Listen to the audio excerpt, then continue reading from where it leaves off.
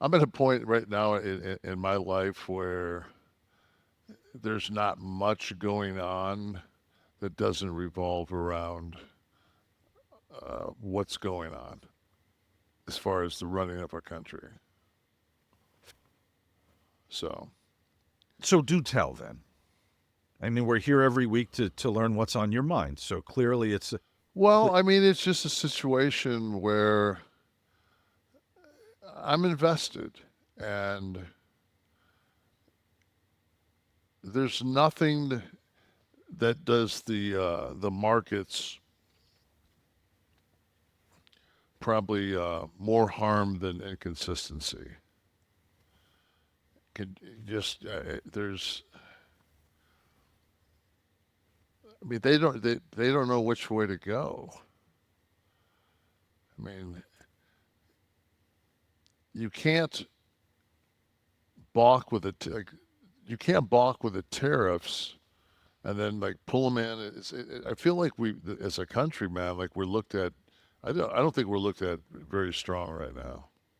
well, no, this is a joke, but we kind of knew going in, and with half a smile, we were saying, okay, it's a reality show for the next 4 years. It's Well, not there, governance. yeah, It's not politics. It's not helping anyone other than himself and anyone who got elected. I don't think the reality of a recession is really what we were looking for. No, but people earnestly thought. I think they thought the things would be different and in some way positive. There's a thing I see there's some town in Wisconsin that I think NBC goes there and they talk to people. And then I talked to several guys in the gym, and number one, anybody that's aboard and like you got to give it time is not invested. So if you're drowning and have been drowning for the last 4 years under the last administration, and you're hoping that these tariffs will somehow give you some relief. I mean, if you're being scalded for 4 years, does it really matter if you're scalded for another 6 months? I mean, that's I think the psychology of it, that things will get better, you know, and one plus one still equals two in my world. When you sit there and you have uh,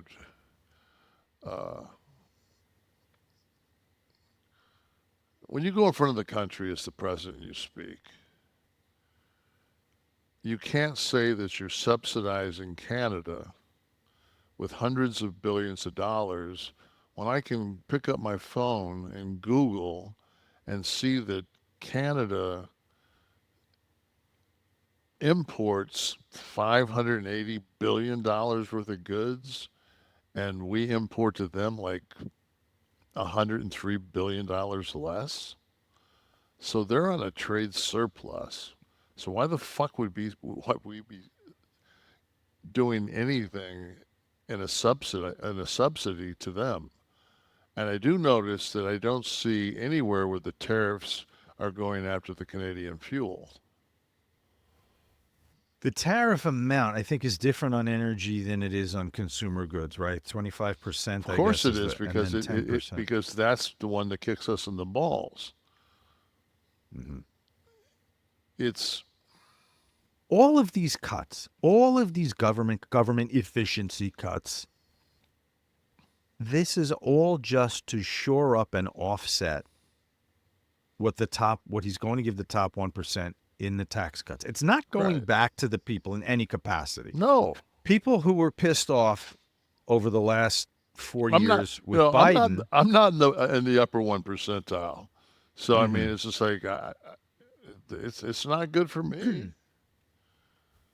People who were going without that you mentioned for the last 4 years and were pissed off when they looked at a lot of the government fat and a lot of the government pork that they thought was going to entitlement programs and all this other shit, and they were pissed off and they said, where's our part of this?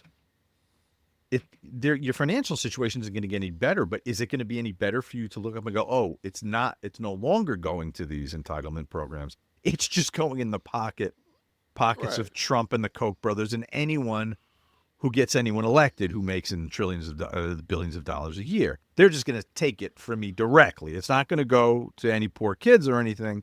It's just going to go directly to offset a $4.7 billion, 4.5 $4.5 billion tax cut. trillion. Trillion. I'm sorry, I said billion. Trillion. Yeah, trillion. Trillion. Yeah.